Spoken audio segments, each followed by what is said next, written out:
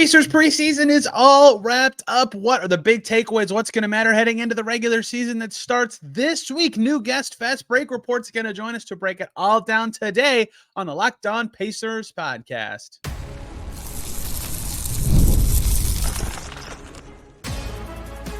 You are Locked On Pacers, your daily Indiana Pacers podcast, part of the Locked On Podcast Network, your team every day.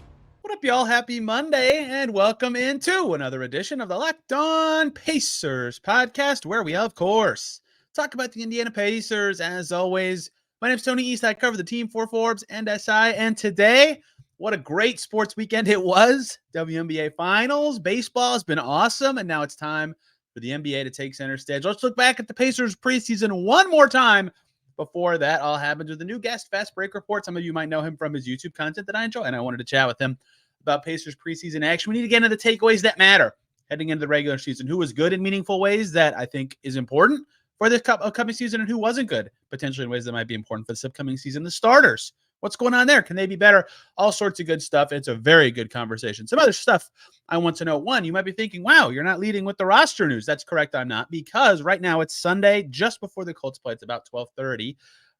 And I don't know what the end of that could look like. Perhaps the Pacers scoop someone up that gets away by a different team. Perhaps there's something to be said for Isaiah Jackson and his potential rookie extension. We'll see. And if neither of those things happen, that's still newsworthy. So that will be Tuesday's podcast, breaking down the Pacers' final roster maneuvering heading into the season. Then we'll talk a little Pistons that day. Then Wednesday, season and preview action with Rhett Bauer. So all sorts of good stuff coming here on Locked On Pacers. Thing number two you need to know. Newsletter is coming from Locked On. You'll get writing from me every day on there. And on Thursdays, you'll get to hear from Katie Heindel with a national story, Deep X's and O's Dives for Mike Shearer, some of the best in the business. And it's all free. I'll put the link to it on the Twitter feed for this podcast and in the YouTube comments. So it'll be awesome. I'm looking forward to that being a thing. The best way to see this podcast and the topics of it for the Pacers episode, things going on in Pacerland, plus stuff from around the NBA, plus fantasy basketball stuff.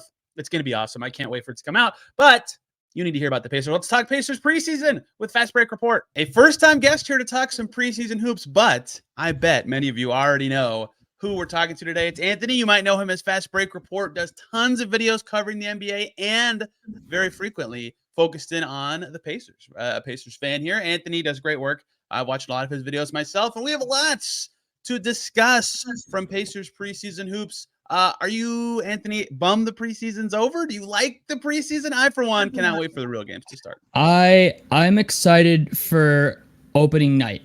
I like preseason because it gets me really just excited for the start of the season, because I know there's only a handful of preseason games, and I'm like, this is the it feels like basketball's back, you know? That's what I like about it. But I love preseason. I like watching the rookies and the new free agents and stuff.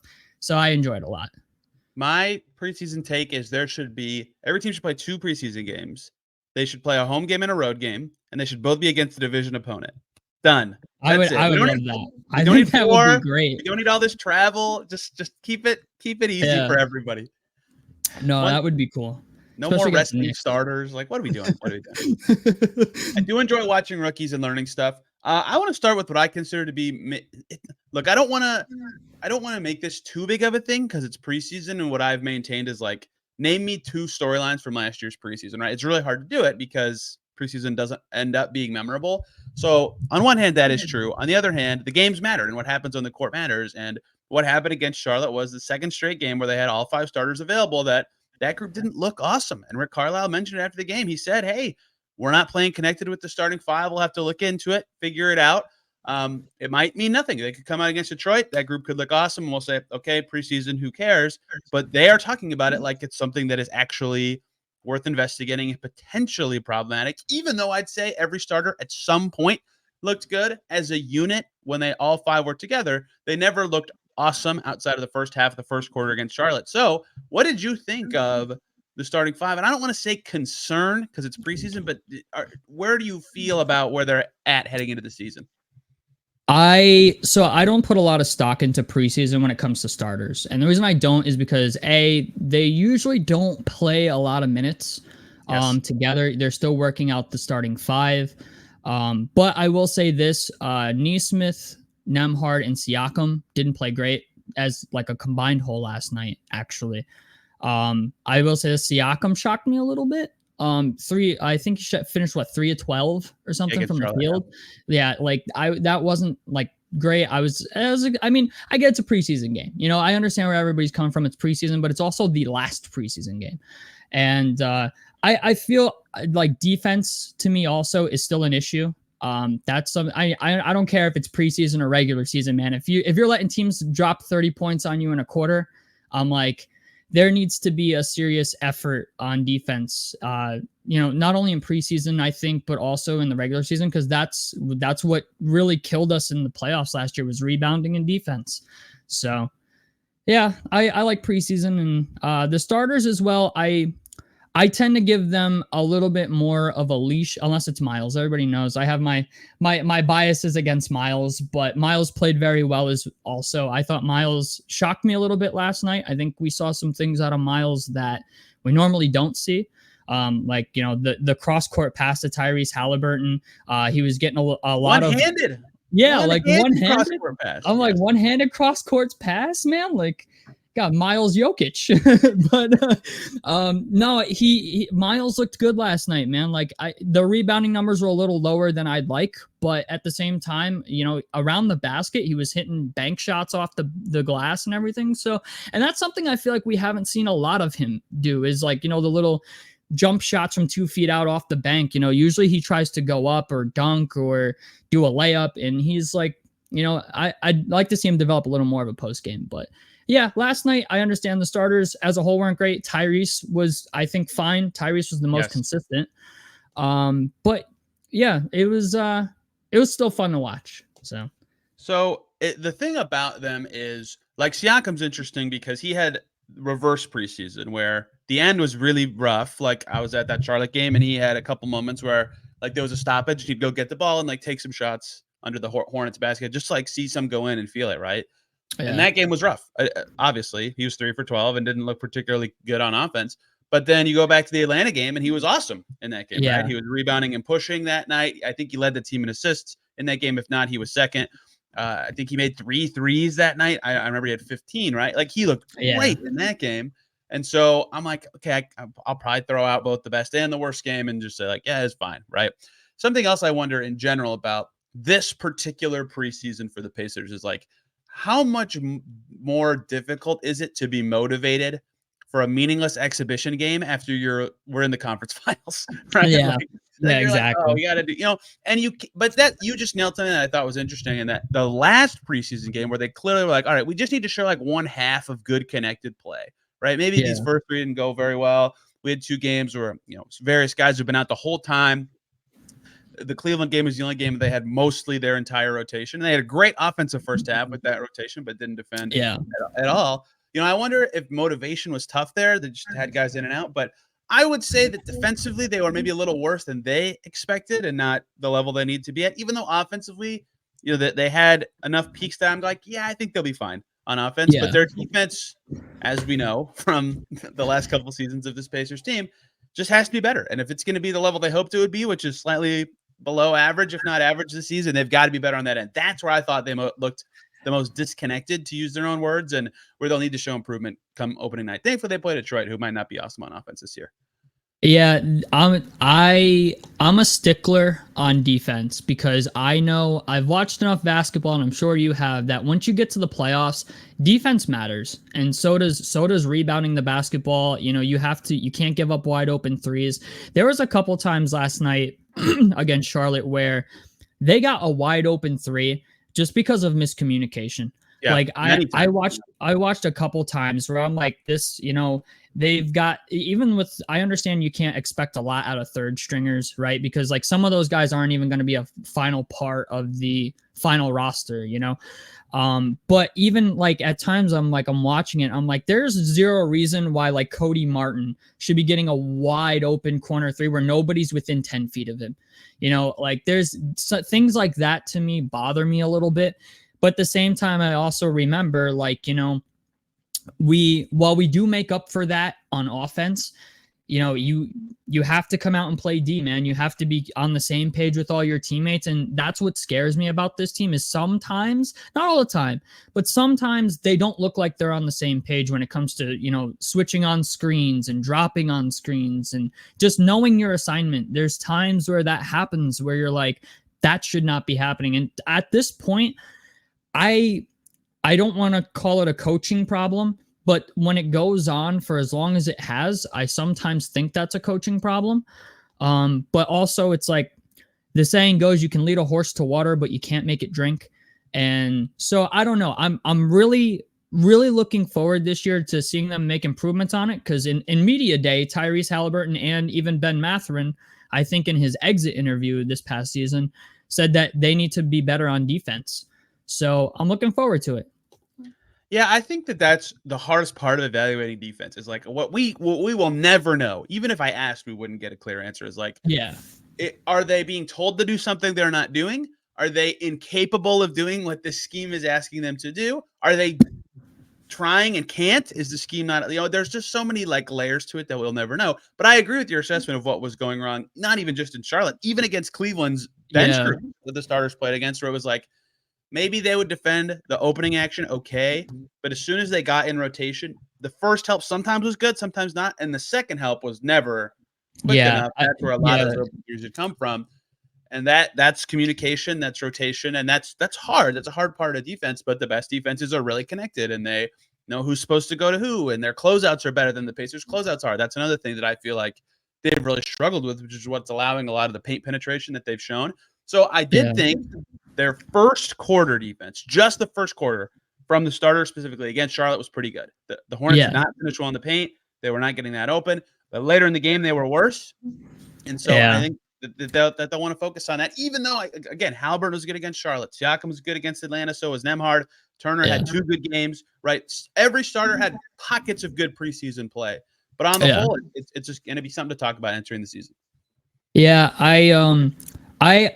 the sad part is sometimes, it's not all the time, but I feel like if a team goes on a run, sometimes you get a little bit demoralized, and then you got to try to, like, because the Pacers have done that for almost as long as I've been fans of them. It's like they get into holes in the middle of the game, like, maybe they'll have a bad second quarter, bad third quarter, and they like claw themselves back into the game and end up winning.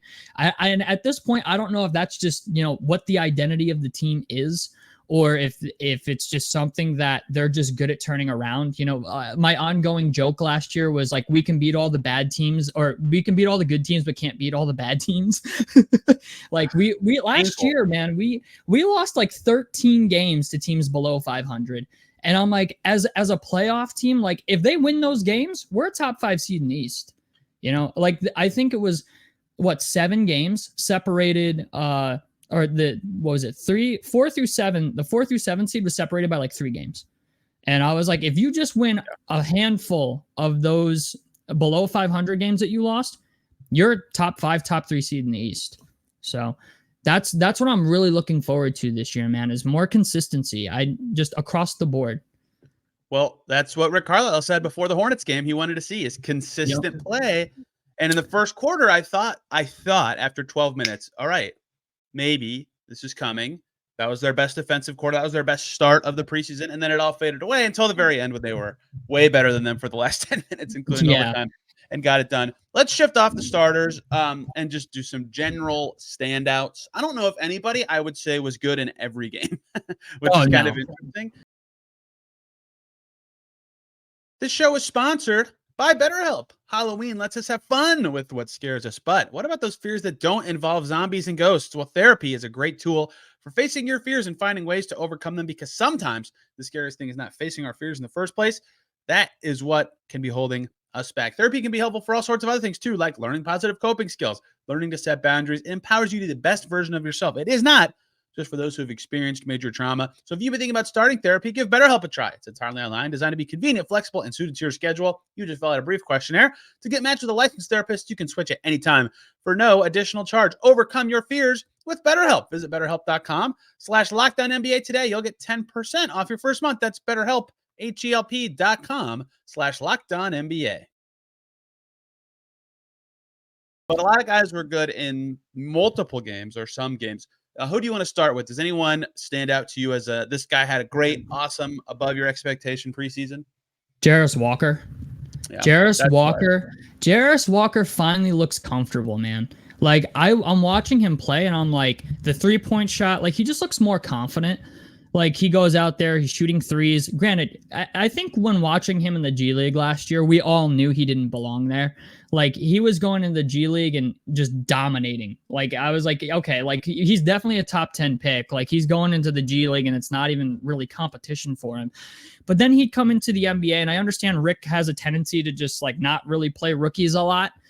Like he's a guy like you got to earn your minutes and stuff like that. And but Jarace was a guy that I was like, I honestly wasn't sold on Jarace when we drafted him. I wanted Taylor Hendricks. And when we got him, I was a little cautiously optimistic because I'm like, Jarace Walker's good, but I don't know if he's going to become the player that we need him to be or expect him to be. And so far from what I've seen in preseason, I'm like, you know what? Yeah, he hasn't had, anything super crazy, like he didn't come out and drop a 30 piece, but I saw enough out of him where I'm like, you know what? Yeah, Jarace could step into a role. He's, I think, an underrated passer. The defense is only going to get better. The 3-point shooting is only going to get better. Same thing with driving to the basket, handling the ball. I think there's a lot to his game that could really shape him up to be like a big piece of this team in the future. Even if it's not as a starter, like just to have him as a bench player is kind of like a do-it-all guy is a luxury that not a lot of teams have, I agree. His last game was not particularly good against Charlotte, but the first three he was good in all three at various parts of the game, especially. And that is two things you said that I would like to cover with him. One is Rick has, for the last couple of years, always been about saying earn it with everybody in the rotation spot on the team. And I think that's kind of noble when you just win 37 games and you have the 7th pick in the draft. And he's like, no, this guy's got to earn it. Like the whole structure of saying you got to earn your minutes falls apart if one guy is handed minutes. So he didn't hand anybody minutes last year. And this year, if they're going to do earning it again with Jarace and Ben Shepherd, Jarace was better, right? I mean, Shepherd had good moments of preseason, but Jarace was better. Like if he is in the rotation on opening night, he will have earned it, right? And I think that is good for what the Pacers need from him this season. The second thing you said that I think matters is there's lots of ways he can be impactful, right? I still think we're waiting to see him be like an awesome, dominant defender, but he can be a good defender, especially with his size. He can pass some nights if that's what he's asked to do because he has a smaller matchup and he can handle more or whatever the situation may be. Maybe he's a screener in some games. And his shot is much improved from what it was when he came into the league. It was not a lot better. I think it's smoother personally, like his form. I don't think he's changed like what it is. I just think it's smoother. So maybe some nights he's a shooter. So the fact that there's lots of different ways he could have a good game, I think will matter for him a lot this season. And I agree with you that if you made me pick a guy that I thought stood out, especially compared to what I expected from them, like I didn't even know if he'd be in the rotation. And he was clearly I was going to say, he'd be the first name he was a guy that was like, I don't know, man. Is he going to be on the bench or is he going to be third string? Is he going to be a second unit or third unit guy? So he played very well. Anyone else you want to get to, or do you want me to go next? Well, I will actually, I'll let you go because I have one other person that I like, but I'm interested to hear who you thought stood out as well. Well, you mentioned his Charlotte game. I thought Myles Turner had a very good preseason. Unlike you, I'm pretty high. I've always been pretty high on Myles Turner in general. And he did something a couple years ago where he would always say that he could do more on offense if he was asked to, and he finally had a chance and he did it, right? He proved it. I thought that was noble. And you're right that he mixed in enough in the post, especially against the Hornets, that I thought, okay, this is noteworthy to me for a contract year for him, because what they need is if he is being defended that way, where Nick Richards is just sagging way off of him in pick and rolls, or is willing to help so much that Turner's going to get switches all the time if he sets screens or whatever, he's got to be able to punish that stuff. And last year was a huge thing in the Bucks series. Then when the Bucks switched it back to put a 4 on Myles Turner and put their 5 on Siakam, Turner went crazy for 2 games. At home, they won 2 in a row, and they basically put the series away. When he can punish matchups, he's really good. And teams defend him in that way every so often in an attempt to slow Siakam or whatever. And so in that Charlotte, I thought he was pretty good all of preseason, honestly, on the offensive end specifically. His defense in this system will never be what it was before. But in that Charlotte game specifically, the way he was being defended allowed him to be awesome, and he was. He had 14 points in the first quarter of that game, right? And that forces them to adjust. They have to defend the Pacers differently. If he can do that this season again, and probably at a more refined level than last year with improvement with the contract year, with the whole year of Siakam, that's going to matter. If he can consistently be their third best offensive player, that's huge. He shot 56.7% in the preseason without shooting that well from three. You're right. The rebounding number wasn't sensational at 4.7 per game, but he played less than 20 minutes. You get that up to 32. That's probably a little bit above his career high at a rebounding rate. So I don't expect him to like take a huge step forward as a rebounder, obviously, but I thought his offensive game was good. And if he can continue to punish switches and mismatches in the way he did, especially against Charlotte, but really the whole preseason, that's going to matter a lot.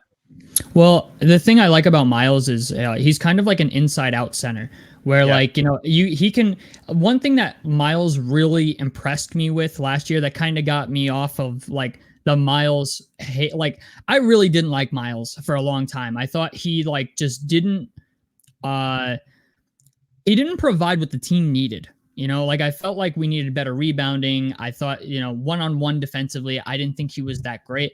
But the one thing that irritated me the most about him was like he would just constantly leak out at the 3-point line.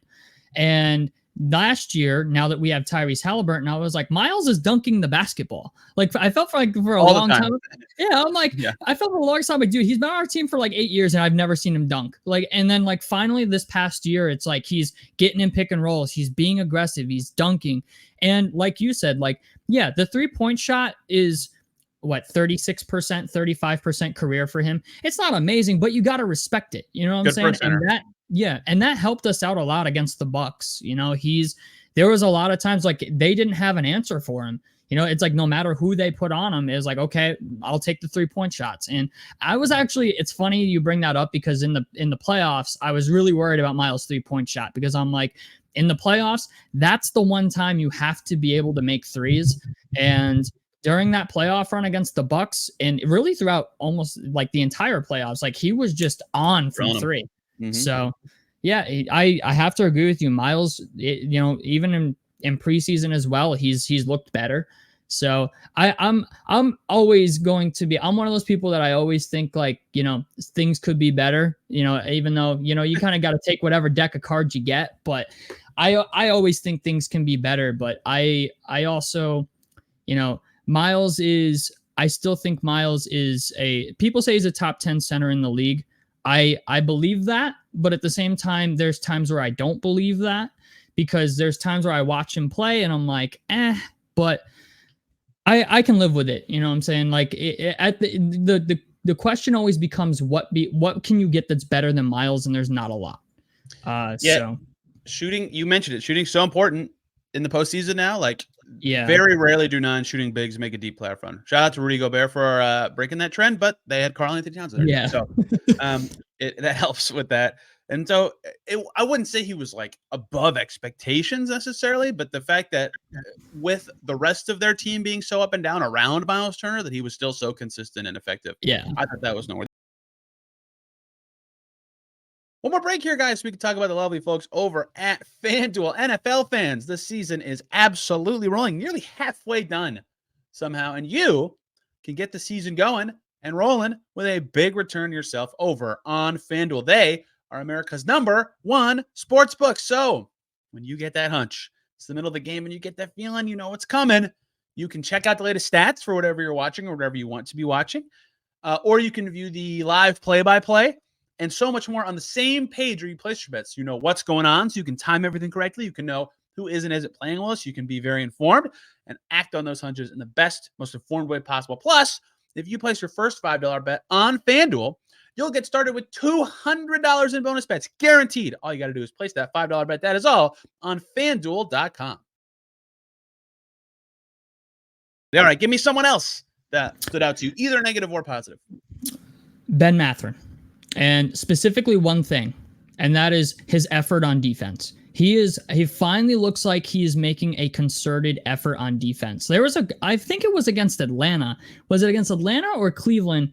He picked somebody up like the entire court. and he didn't really have to, but like they were inbounding the ball, and I was like, Ben Mathurin's like pressuring the ball up full court. He's making an effort. Even against Charlotte last night, like he's showing effort on trying to block shots at the rim.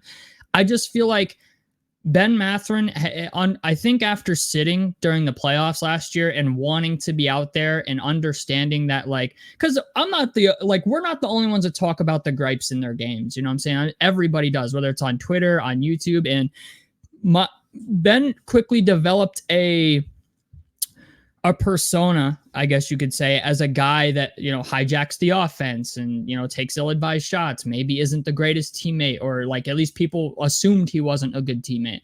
And then like in the offseason, like he's baking for his teammates. He's become a more willing passer. He's showing effort on defense. So, you know, and then against Cleveland, he had 25, you know, I mean, like he gets in those modes where he really goes off. And regardless of what people think about, you know, two guards that can only score, Ben Mathurin was the type of guy we absolutely needed in the playoffs last year. And I honestly feel like if we had him in the Eastern Conference Finals, we maybe could have won that series, because he's our best bench scorer and we didn't even have him.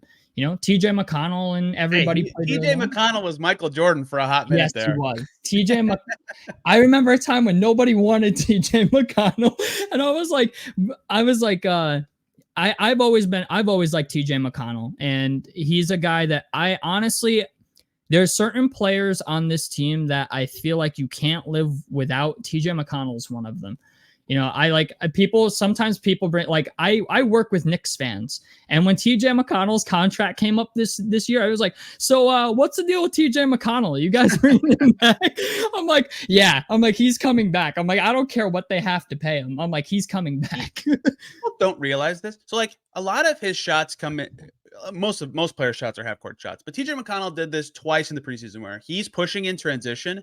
And he gets to that 8-foot shot that he loves, but he's running full speed when he does it. And he can slow down so much to pull up for that shot. That's so hard. Yeah, that like he so pops on a dime, man. Like, yeah, it's really impressive. The cool thing about TJ McConnell, and I've been saying this to people since 2018, because the Sabonis pick and roll with TJ McConnell was like the one thing I loved to watch. For me, that was like the thing.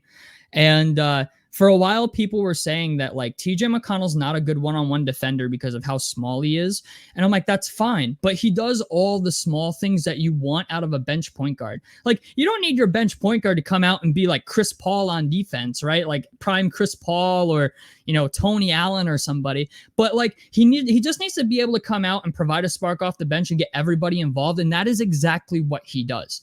And he's even at work, everybody's like, he's the best bench point guard in the league. And I believe that. Yeah, I think it's not even close. Somebody tried to tell me it was Alex Caruso. I'm like, no, it's not even close, dude. It used to be either McConnell or Tyus Jones. Now it's TJ McConnell. Yeah, I was like, TJ McConnell ran away with it. So some not FUD standout stuff. Ben Shepherd closed preseason very well. He was awesome against the Hornets. Did not think he was particularly good before that. And I get that he's trying to add to his game in meaningful ways, right? This stuff will pay off for him long term. This particular pocket of time for him wasn't very good. Some defensive stuff I didn't love from a lot of guys, honestly. Yeah, they finished 26th in defensive rating in general. Haliburton's rotations I didn't love on the defensive end. Wiseman's defense I didn't particularly love. Obi Toppin's defense I didn't particularly love. I didn't like Toppin. Yeah, Toppin's one of those guys, man, where I'm like, if he would make a concerted effort to just get better at defense, he'd be even better than he already is. Yeah. He's a perfect fit with the team and their play style, but the defense, I'm not sure it'll ever truly come. Kendall Brown didn't do enough. He got waived, obviously. Cole Swider, it felt like he shot well, but he only shot 31.8% from three, hence the waiver there. I'll talk more about that on a different podcast. So that's some of the not so fun standout stuff. You have anybody else you want to talk about before we do one more topic here? So I'm curious to know, what do you think about James Wiseman? Sorry, go ahead. No, it's all right. Because I actually think James. So this is my personal opinion with the James Wiseman thing. I think the whole reason the Pacers not only brought on James Wiseman is because they need rebounding, and I think he's decent at rebounding. He's decent at boxing out. Yeah. And However, I feel like part of the reason they brought him in is because they're trying to revive like the TJ McConnell Sabonis pick and roll, but with James Wiseman. And I feel like that's going to create a lot of opportunity for Jarace Walker and Bennedict Mathurin. And that's the reason I like it. And I think also James Wiseman, I really think he's a dude that, like, there's a lot of things about his game I don't like. I think he's terrible at rotations. I think he gets lost a lot of time in switches. His defensive awareness, like, he just needs to pick his battles better when it comes to blocking shots. But I think James Wiseman, I'm just a believer in him because I've seen what we've done with Jalen Smith and Andrew Nemhard and Sabonis and Oladipo, right? Like, guys that teams have kind of almost given up on, and they come here and they kind of revitalize their careers. I mean, Jalen Smith just got a career contract for the Bulls, and he was a guy that Phoenix gave up on. So that's why I always like these sneaky little pickups of like guys that teams have given up on, because we find a way to make it work. Like, that's one thing I've learned. We find a way. So and that's why he said he came here, right? He's seen that with I mean, you could go through like the whole 2020 draft, right? Yeah. Neesmith, Wara, Smith, Toppin even transformed his career in Indiana. And like now they're not in development mode as much, but like developing players is an endless goal for teams, right? You want your players to be better. Yeah, so, especially small market teams, man. Yeah. Because if you're not getting big free agents, you got to develop players. And unfortunately, Indiana, I understand, is mostly cornfields. Unfortunately, but I think the culture is unmatched, though. Specifically, like basketball, there is huge. And speaking of huge, James Wiseman is huge and pretty athletic and fast, and that's a lot of what makes him successful for this team, or a lot of what made him stand out at times in these games is just like, if there's a rebound close, it's his. It's his. Yeah. He's getting it, right? And until the last game, he was very efficient on the offensive end, but I agree with you. Defense will be a big thing for him. He was basically what I expected in preseason, maybe a tiny bit better just because he shot. I should have had this tab still open in front of me, but he shot very well from the field until that final game. Yeah, he finishes at 70.8%. Like, that's awesome. Right? That's ridiculous. So, it's going to be the same thing. League average, I think, is what, 65% or something like that for centers. So if he takes any steps forward defensively, he's going to be a great fit for them. But there's a lot of players who struggle to defend on this team. So we'll see what he can develop in that way, because the offense is there. Their best stretch of the preseason was him and Enrique Freeman just getting every rebound for a couple minutes. Also, standout Enrique Freeman was good. All right, last thing I want to talk about: what actually matters and doesn't from preseason, because there's a lot of time with very much players who are not going to play a lot in the regular season in these games. Basically, the whole fourth quarter of every game ends up like that, which is really interesting because if you look big picture, the Pacers had the second best offensive rating of any team in the preseason, exactly like last season. They had the second best shooting percentage of any team in the preseason, just like last season. They were 26th in defense, just like last season. You know who was the best offense in the preseason? The Celtics, who were the best offense last year. A lot of stuff looks kind of similar in the big picture part, even though a lot of the specifics along the way were kind of choppy and some guys weren't up to expectations, some were. So I kind of want to figure out what should and should not be considered something that matters or doesn't matter. I think what does matter is they got clarity on who their rotation should be. I think it's locked in that Jarace Walker should play and that they're back up pretty set in stone. I don't necessarily think it matters that the record doesn't necessarily matter. All sorts of stuff like that. What to you does and does not matter from this? Well, to me, what doesn't matter is so much the record, or, I think the thing that matters most is watching players' habits. Like guys who especially for the rookies that you sign, and, guys that are coming back, maybe you're looking for them to improve in a certain area. And, for example, Tyrese Haliburton, right? He gets targeted in screen and rolls all the time because he is not good at switching. Like, that's been my biggest gripe with Tyrese Haliburton, is the idea that on defense he gets targeted, and once it gets to that point where somebody needs to switch or something, suddenly it becomes a nightmare.